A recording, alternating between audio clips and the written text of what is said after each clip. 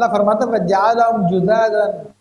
إِلَّا كَبِيرًا لَهُمْ لَعَلَّهُمْ إِلَيْهِ يَرْجِعُونَ، تو ان سب کو ختم کر ڈالا، چورا چورا کر دیا ابراہیم علیہ السلام نے، سوائے ان کے بڑے کے، تاکہ شاید وہ اس سے پوچھیں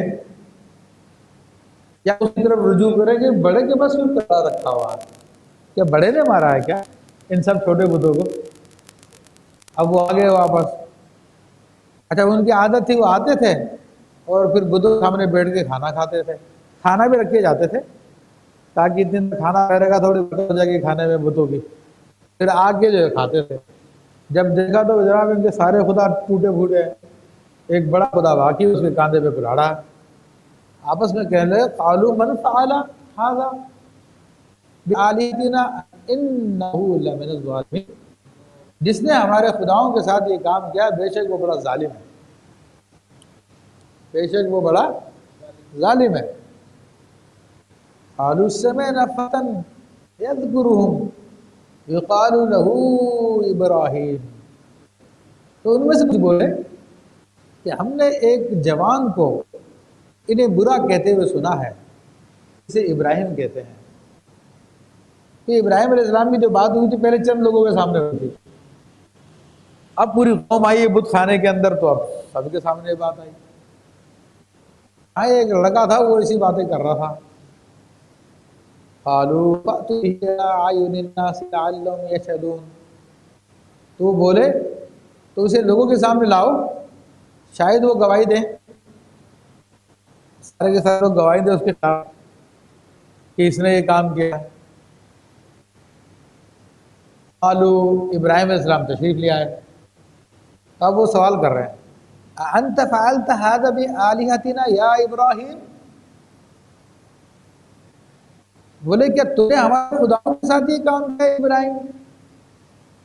اب ابراہیم علیہ السلام نے جو کچھ کیا تھا وہ آپ کی پلاننگ تھی، آپ کو پتا سب کچھ ایسا ہی ہوگا، مجھے بلائیں گے بھی، مجھ سے پوچھیں گے بھی، سارے کام ہوں گے اور مجھے برا بھی بولیں گے، یہ بتوں کے پجاری، یہ بتوں کا عشق جن کے دلوں میں چڑھا ہوا میرے کو مانیں گے نہیں، برا بولیں گے مجھے، لیکن حق بات تو کہنی ہوتی ہے نا، حق تو کہنی پڑتی ہے، چاہے برا بولے کوئی اچھا بولے۔ تو ابراہیم علیہ السلام نے حق بات کہہ دی۔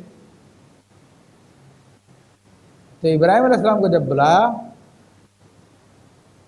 اور سوال کیا کہ آپ نے یہ کام کیا ہے، قال بل فعلہ کبیرہم ھذا، فرمایا کہ بلکہ ان کی اس بڑے کیا ہوا، ابراہیم علیہ السلام نے کھلا کھلا جواب دیا، ان کے اس بڑے نے یہ کام کیا ہوگا، کیونکہ کلاڑا تو اسی کے کاندھے پہ رکھا ہوا تھا نا، تو مجرم ہے آلہ قتل کا برآمد ہو گیا، رنگے ہاتھوں پکڑا گیا، کلاڑا بھی اس کے پاس تھا۔ فَاسْأَلُوهُمْ، اس سے پوچھو نا، ان کانوا یقون، اگر یہ بولتے ہوں تو، اب آپ کو یہ بھی پتا تھا جواب کیا آئے گا، لیکن آپ ان کے منہ سے بھی کہلوانا چاہ رہے تھے تاکہ جھوٹ کو گھر تک پہنچا کے آ جائے۔ رجعوا الی انفسہم، تو اب وہ اپنی جی کی طرف پلٹے، کہ ابراہیم علیہ السلام کا مقصد بھی یہ تھا کہ ان کو ایک جھٹکا دینا تاکہ غور تو کر لیں، کچھ تو غور کر لیں۔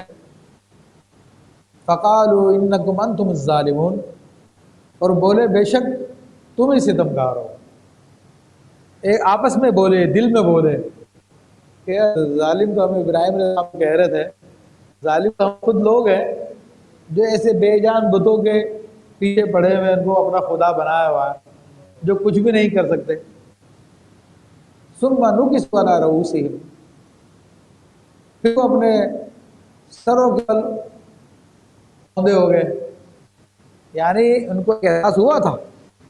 کہ بتوں کی پوجا کر کر ہم غلط کر رہے ہیں، لیکن پھر اپنی انا میں آ گئے، پھر اپنی انا میں آ گئے، نہیں نہیں نہیں، تو کیا بولے لقد علمت ما هؤلاء ينطقون، کہ ابراہیم تمہیں معلوم ہے، یہ خوب معلوم ہے کہ یہ بولتے نہیں ہیں، بات یہ ہے کہ نہ بولتے ہیں، نہ چلتے ہیں، نہ پھرتے ہیں، نہ حرکت کرتے ہیں، نہ کسی کو کلاڑا مار سکتے، نہ کلاڑا اٹھا کے اپنے کاندھے پر رکھ سکتے، یہ کچھ بھی نہیں کر سکتے۔ دیکھو بولنا تھوڑا آسان تھا، جس میں صرف زبان ہلانی پڑتی ہے، باقی کام کرنے کے لیے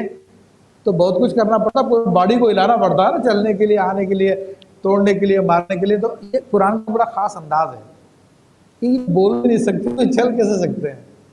تو ڈائریکٹ ایک جملہ ان کے سب کچھ سمجھا دیا کہ یہ بول بھی نہیں سکتے تو کچھ بھی نہیں کر سکتے۔